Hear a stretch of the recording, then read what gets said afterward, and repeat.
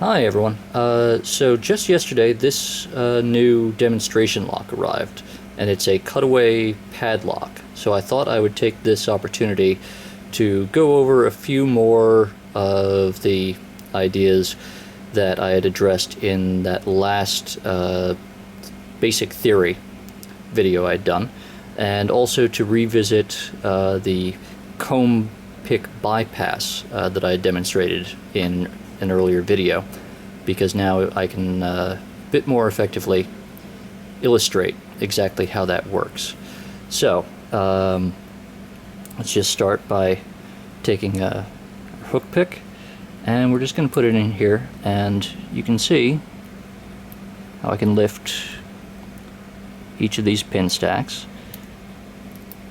and you'll notice that sometimes as I'm feeling around in there, I'll actually be moving more than one pin at any given time, and this is why you need to really develop a feel for exactly what you're touching with your tools while you are working inside there, because normally you're not going to be able to see all of these pin stacks moving around as you feel around with the pick. So just something to keep in mind. And today we're just going to be using first the hook pick and a standard tension tool. This is just my personal favorite one.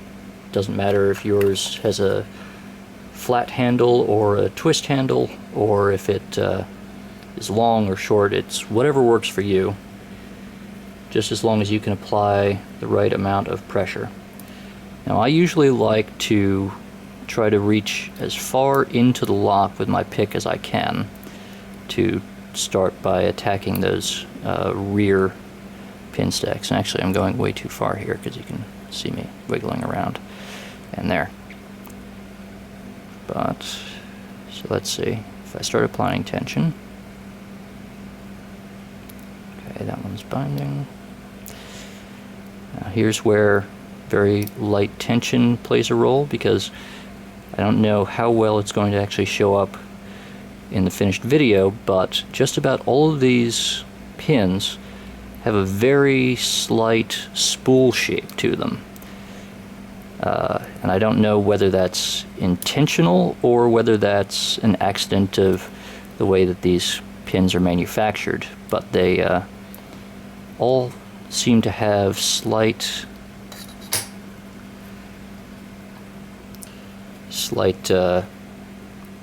rims. Very shallow, but it does still make a difference as you're working your way through there with the pick. So just seeing how that works, you just go along, push them up one at a time until this pin here is above the shear line, and the key pin, which is in here, and you can see coming up as I raise them very high. There you go, you can see both of them at the same time now. There you go again.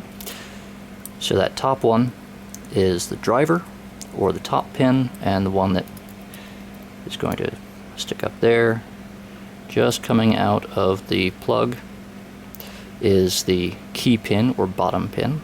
There, got it all the way out of the way.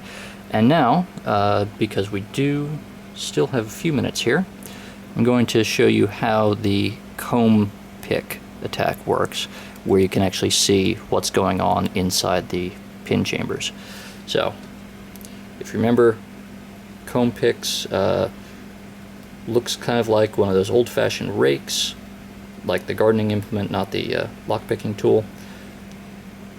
And what you need to do is you need to be able to figure out exactly how many pin stacks there are in the lock, and try to figure out what their spacing is.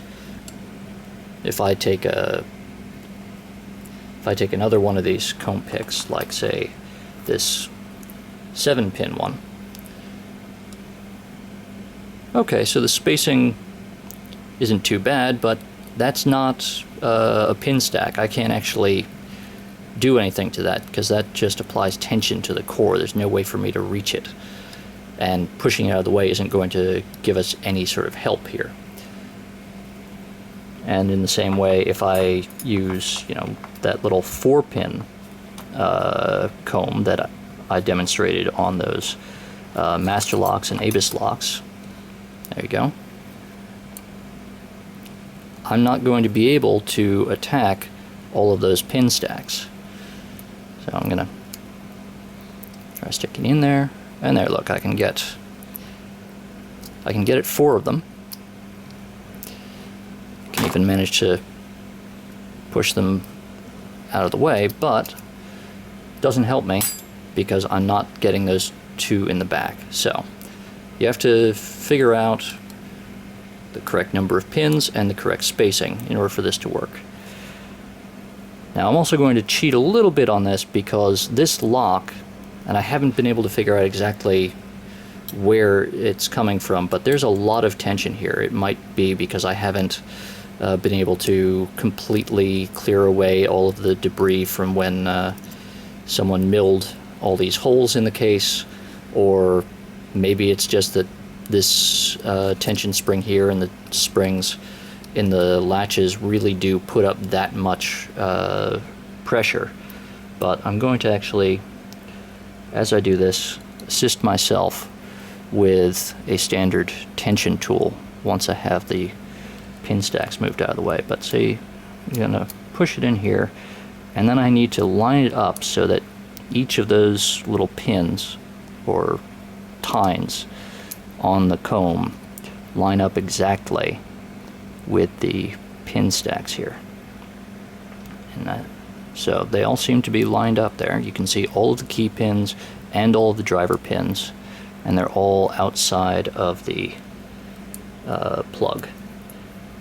And now in this case, because of that heavy tension, as I mentioned, I'm going to put this tension tool in to help me turn this thing.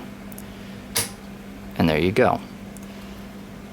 So you can see all of the pins are trapped up in the top section here. There's nowhere for them to go, but there's enough room up here that I can push them all the way up to the top of this chamber, and the entire pin stack will be out of the plug instead of just lining up all of the driver pins and all of the key pins at the shear line.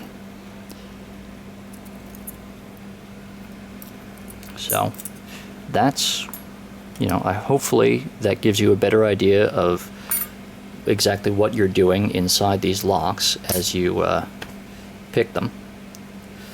And so remember, everyone, be ethical, stay legal, and happy picking.